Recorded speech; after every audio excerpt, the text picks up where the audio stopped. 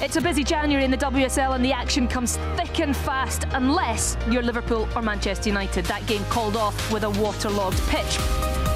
But elsewhere, Bristol City go in search of another big scalp when they travel to Kingsmeadow. Brighton square up to league leaders Arsenal. And Everton are the latest team trying to find a way to shut out a free-scoring Manchester City. Welcome to the People's Pension Stadium, home of Brighton and Hove Albion, and I'm joined by an Arsenal legend today, Jane Ludlow, alongside me. And Jane, we start with the big news in the WSL this week and the announcement that Manchester City boss Nick Cushing is set to leave the club. He'll join up as assistant manager with New York City in the MLS, leaving after City's crunch match against Arsenal on the 2nd of February. Are you surprised by the announcement? Very surprised when the news broke. Really pleased for him on a personal level and his family, and I hope he does really well and he's successful out there. But from a women's football perspective, it's disappointing to lose one of our most experienced and successful managers. Yeah, well, club captain Steph Horton has called on the team to give him a good send-off in terms of performances on the pitch, and it all started with the visit of Everton. A Saturday kick-off meant a real chance to put the pressure on the league leaders, and they certainly went into it in goal-scoring form. The perfect start, and it's the captain, Steph Horton. Brema's there too! Oh, it's a lovely goal. Magnificent from Ellen White. The goal for Georgia Stanway back in the side. It's Hemp now. It is a wonderful Manchester City goal. Your commentators for this one, Lucy Ward alongside Adam Somerton. Steph Horton, as ever, wears the armband for Manchester City. Today has had plenty to say, of course, about the impending departure of Nick Cushing ahead of this game. Said it's been an emotional few days. Interestingly, she says she's had no better coach in her career so far than Nick Cushing. City the favourites here, Lucy, but Everton, no pushovers. No, I think Everton have really improved this season. Like Rachel Brown was saying before the game, you know, they're going in the right direction in terms of where they want to be. Oh, stunning early effort there. And what a save it was as well by Roebuck, who's been in brilliant form this season. That's one of her best saves yet.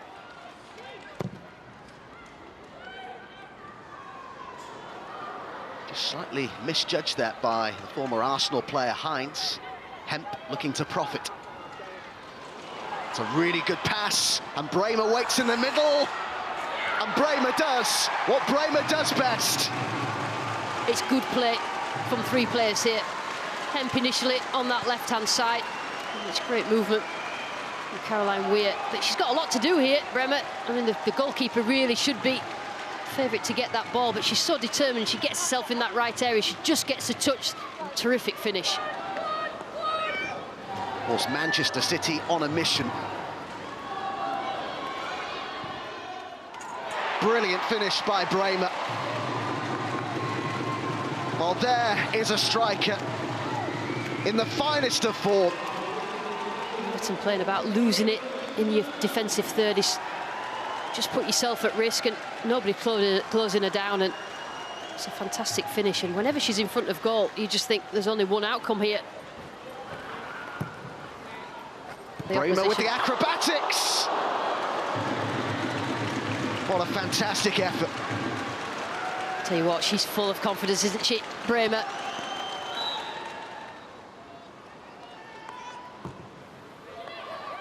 Scott came close to getting something on that, and it has been turned in.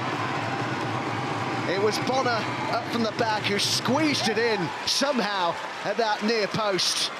3 now for Manchester City. Oh, that's loose, and you can't do that with Bremer around. Stanway wants it, and Stanway gets it. Can she finish? Great save. Wonderful stop by Korpela to keep it at 3. Woolart surging forward here.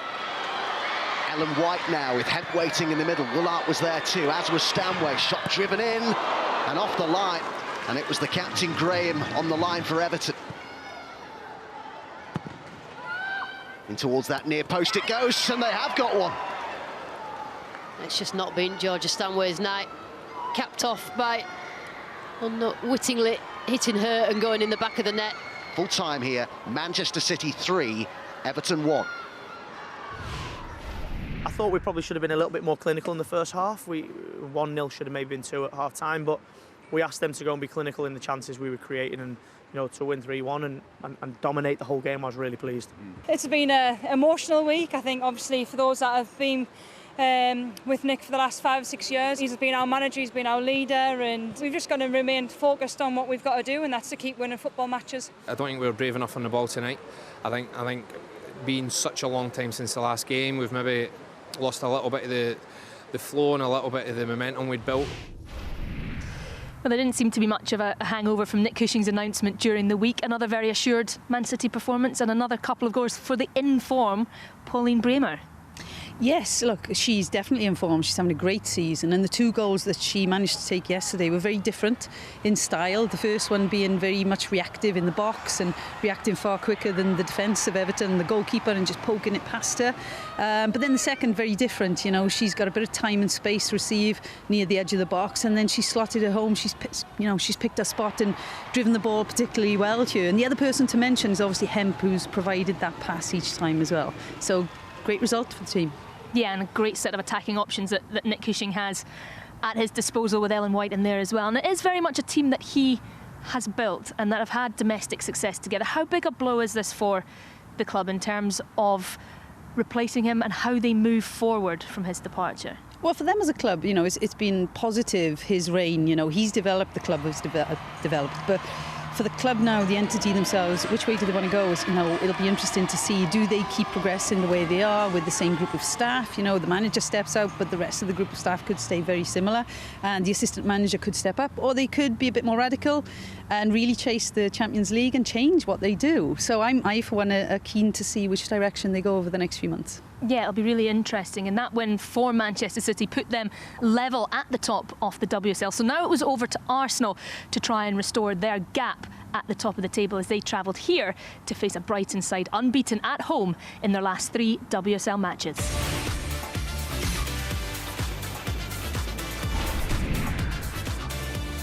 Commentary comes from Gemma Fay and Vicky Sparks.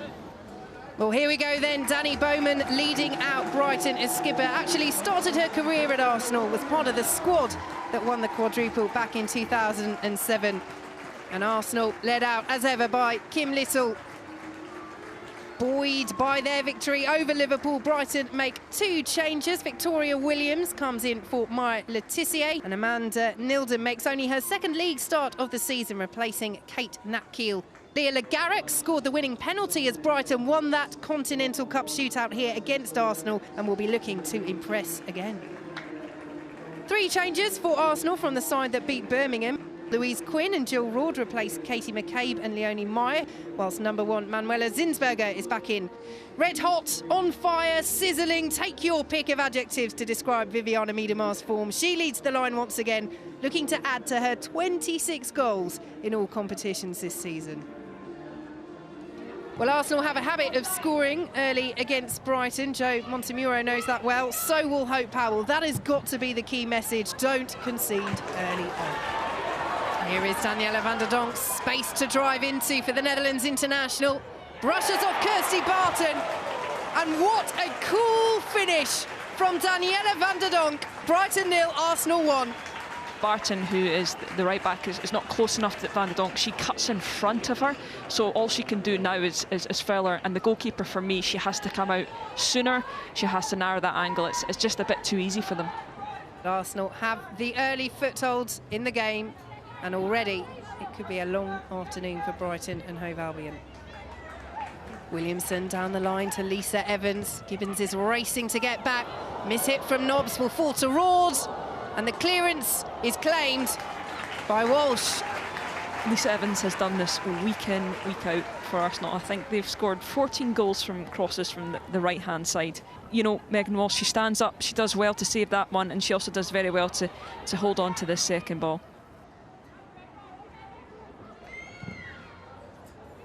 Space for Roord inside the penalty area. Lovely finish. Arsenal double their lead. And it's Jill Roord, her 5th goal for Arsenal, her 2nd in the league. And once again, it's giving far too much time and space on that right-hand side. So much time to take the ball down, to let it drop, and then to finish into the bottom corner, which is a clinical finish. And it's about as much as Arsenal deserve this half. Evans. Nobbs allows it to run for Roord. Here is Van der Donk. Brighton could be in trouble here. Falls to Jordan Nobbs, goes for goal, wide. Once again, it's just the quickness. By the time Brighton shift across, the ball's already gone in the other direction. And Nobbs unfortunate with that one.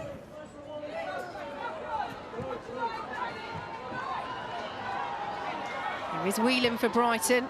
Lovely ball through. Could Brighton get a goal back here? What a big chance. What a pass. Cuts out 1, 2, 3 players. I guess a little warning shot across Arsenal's brows there.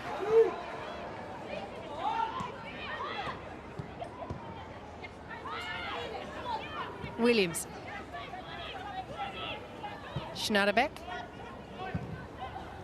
Driven ball in, will fall inside the area, and there is the third for Arsenal. Jordan Nobbs on the score sheet.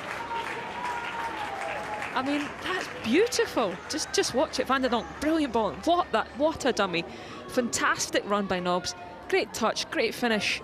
What a goal. Will they find a fourth goal to keep the pattern of wins over Brighton going? Walsh spills it, this could be. Penalty. Fired in by Beth Mead, but Arsenal thought they may have had a penalty, but Beth Mead celebrates, and they do have their fourth. This one's scrappier, but a poacher's finish after Walsh's spill. Yeah, that's really unfortunate for Walsh. She'll be really disappointed in that, but a striker's finish, poacher's finish for the goal by Beth Mead. She'll be happy to be on the score sheet.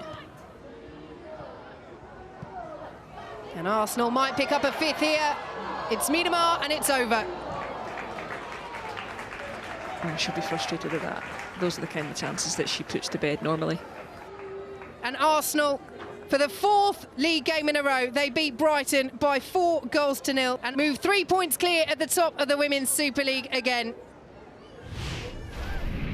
What I like the most is the maturity. You know, we had to manage the game well. We had to make sure that it didn't become a little bit of a transition game where we could have consumed a lot of energy, because we have a big game on Wednesday and then we have Chelsea on Sunday. So the maturity of this team is just growing, and it's pleasing.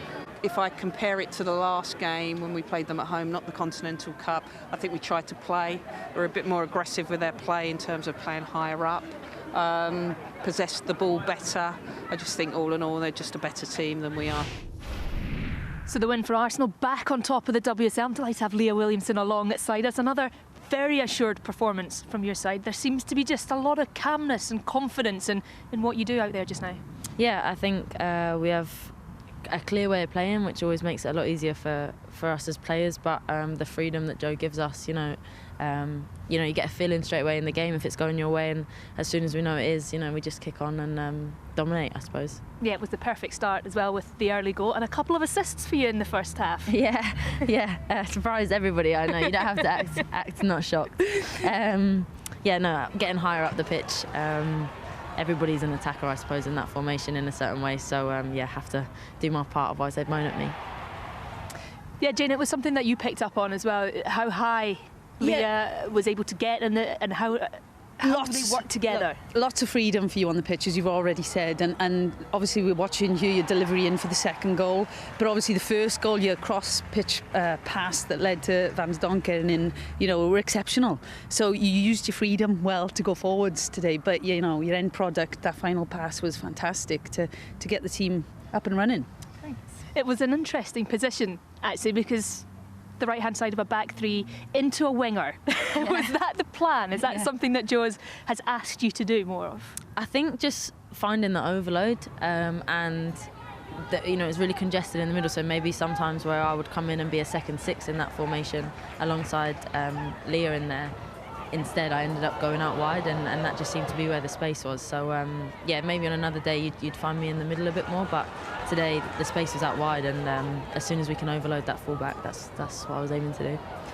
How important is that, Jane, to allow players to make decisions on the pitch? Because it can sometimes be that coaches try and stifle that to play systems. Look, we're talking about a team, obviously, with Arsenal that have the top level player to be able to select. And when you have those top level players, they see pictures very well, and it's all about creating overloads, using your space very well, creating overloads against the opponent. And as you've already hinted at, Joe gives you the freedom to be able to make decisions as players on the pitch. And it's, when you get that freedom, you create moments for the opposition that are really hard to deal with. When you come up against structured teams, it's a lot easier to deal with, isn't it? Yeah. You know where they're going to go, when they're going to go. Playing against you guys right now, if you're the opponent, it's a little bit tougher. Yeah, definitely. Yeah, and you're trying to put out a statement, of course. Champions, wanting to retain your title. You're out in front and top of the table. You knew Manchester City had gone level with you before today, but it didn't seem to affect anything in terms of your mentality coming in. Yeah, I think, part of the freedom on the pitch, you take responsibility, and we know that it's our responsibility to keep winning games, and, that doesn't need to come from Joe. That's something that we can drive from within. You've been in, winning teams year after year, and I think that's the mentality that a lot of the girls already have, so it's not something that needed to be introduced as such, but we're just all aware that we have that responsibility to keep going, and like, I enjoy being at the front. I want people to chase this team, and I think Arsenal deserve to be up there, as we have done for so many years, so yeah. Well, very good performance yet again today. You are back out there on top, and we look forward to see what the rest of the season brings. Thank you for joining us, Leah. We move on, and Bristol City claimed a big scalp last week with a win against Manchester United. They face another very, very tough test today as they travelled to Kings Meadow to face Chelsea in what was Emma Hayes' 200th match in charge of the club. An opening day win for Chelsea. Blue is the colour today. Chelsea have done it in front of a bumper crowd at Kings Meadow. The biggest 3 points of their season. Emma Hayes' side have laid down a marker today. Your commentator is Chris Sharples. Chelsea against Bristol City, two sides at opposite ends of the table. However, two teams who enjoyed very good victories last weekend to help their own causes. She once again. Sophie Ingle wants of Bristol City. A score against them earlier in the campaign. Bethany England! And can she get there at the second opportunity? No. Big save from Bagley. Here comes the throw. Bristol City. Rare occasion, looking to cause some issues. But here's Salmon! Oh, she scored! And Bristol City have stunned Chelsea. And just as she did against Manchester United last weekend, opens the scoring and gives Bristol City the lead. Ingle. England once again, Bagley coming to claim it, she hasn't got there! Bethany England with a goal. Bagley came to claim this, England got there first, and Bethany England just simply cannot stop scoring at the moment. Anderson. Still might work out. Blundell, it's in! Chelsea have turned it around. Big deflection on it, which is totally beaten Sophie Bagley. Floated in, could be an awkward one for Bagley. Oh, she's kept that out, they're spent, but it's been put in by Jess Carter. It was England's header, kept out by Bagley, and Jess Carter, right place, right time. And here's G, they're not done yet. Chelsea spends for G. Oh, they've got another. And quickfire strikes. Now G getting in on the act. And that's 4.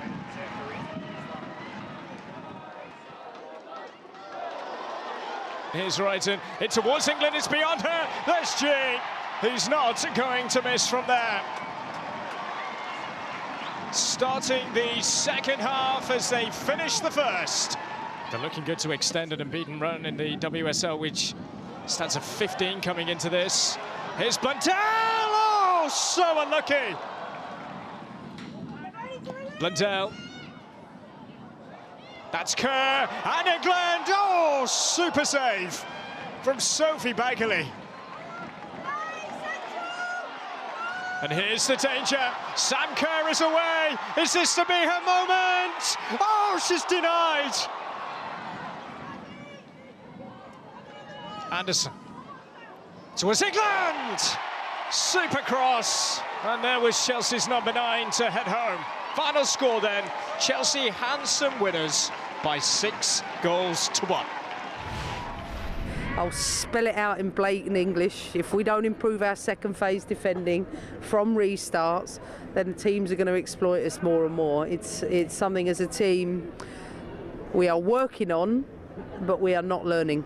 We set ourselves up to be difficult to beat, so the disappointing thing for me is those moments where we've switched off, we've conceded, and good teams do that to you. So good start, but we can't concede goals in the manner in which we did today, and the girls know that. So from our perspective, you know, we need to learn from that and move on.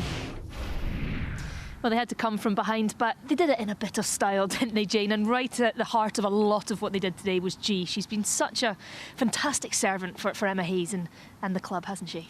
Well, she's, you know, the rounded midfielder. She can do everything. She defends particularly well, and she can get on the end of things, and she can score goals for a club. You know, over the last few seasons, you can kind of go, oh, she's had quiet spells, but today, obviously, she's definitely coming out of those quieter spells. Great finish there from the edge of the box, and here we see obviously a delivery from a little bit of a wider area, and there she is again, centre at the 6 yard. You know, slotting it home.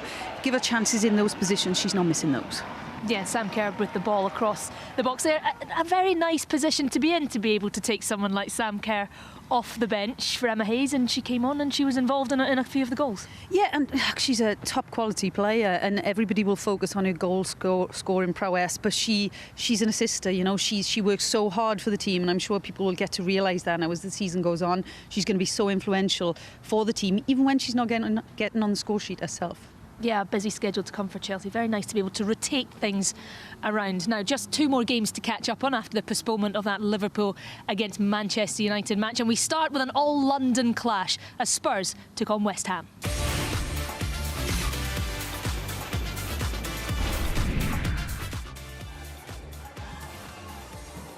Played in low on this near side. Now it's Mitchell who goes for a shot, and this time it's in. A wonderful strike from Emma Mitchell past Courtney Brosnan. She'd stopped an opportunity just a few moments ago, but from the corner, Tottenham make it count.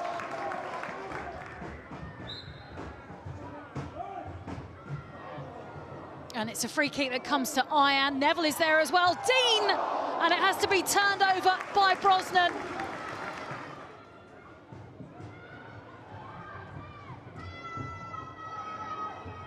Galabada Archie, ball might come back out. This is a real chance, and that's the equaliser. As we head into injury time here at the Hive. Tottenham, though, pressing forward through midfield. Ball played up the pitch. Addison onto it. Angela Addison squares the ball, it's a header and it's in! Addison finding Rhianna Dean. And she scores for the 3rd game against West Ham this season. Tottenham win here. Tottenham 2, West Ham 1.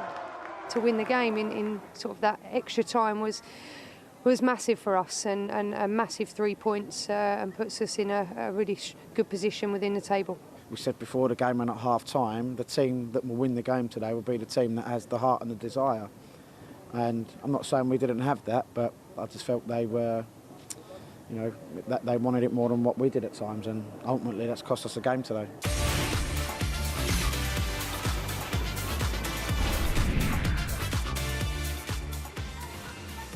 Rarely much to choose from between these two. Usually a closely fought affair. Akerlund tries to get on the end of this, down the lobs it over the top of a stationary Hampton. She brought it down so well, and out of nowhere, Reading have taken the lead.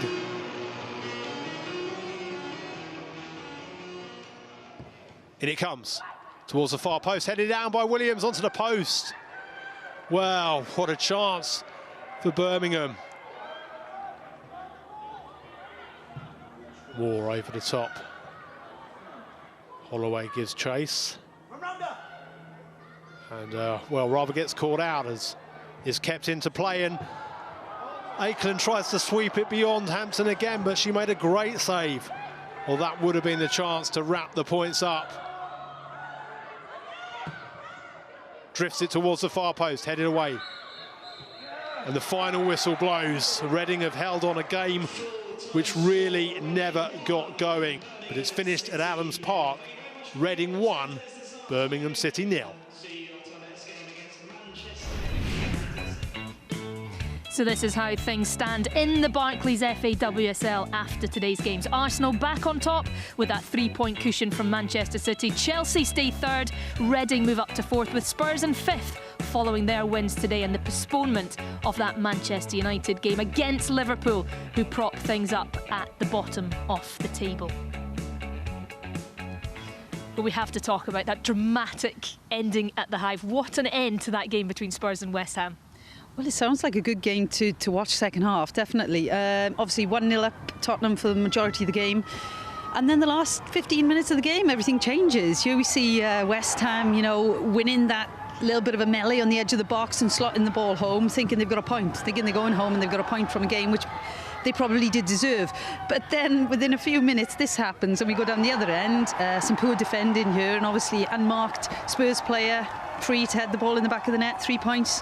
Happy days for Spurs. Yeah, not so much for West Ham. I'm sure Matt Beard won't be too happy about defending at the very, very end there. But in terms of the top of the table, it's still so tight between the top three, all with big wins this weekend.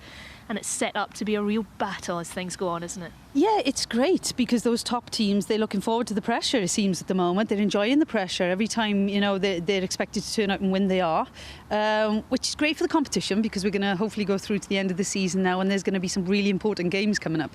A big one coming just next weekend as Arsenal take on Chelsea. Chelsea winners in the reverse fixture at Kingsmeadow earlier this season. And that's going to be a real tasty one, isn't it? Obviously, I do have a preference in a sense of which team comes out on top, but I'm sure guess which one. Look, I'm sure it's going to be a great game for neutrals to watch. Top level teams, top level players, and a game that means something. It's going to be extremely important with regards to where that trophy goes at the end of the season.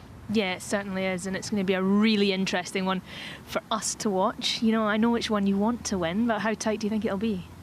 Look, who turns up on the day? I think that's what it'll be down to. You've got two great managers. You've got two groups of teams working particularly well together. They've got fantastic stars there. And it is a case of who's going to outcompete the other. Yeah, big week to come for all these teams. Also League Cup quarter-final action midweek as well. Thank you very much for joining me today, Jamie. There is a lot more sport to come on the BBC before then. The Masters Snooker is underway at the Ali Pali, highlights on BBC Two tonight. Can Tranmere claim a Premier League scalp in the FA Cup? Live commentary of their replay against Watford on 5 Live on Tuesday. The Peter Crouch podcast is back and available on the BBC Sounds app. And we're back with more WSL action next Sunday, same time, same place. So Arsenal keep their noses in front at the top of the WSL, but they are being chased all the way. And next week could prove to be a very, very big weekend in the title race in this season's WSL. We'll be back with all of it. So join us then. Thanks for watching. Bye for now. Brilliant finish by Bramer. Lovely finish. It's a header and it's in. An extraordinary finish here at Kingsmeadow.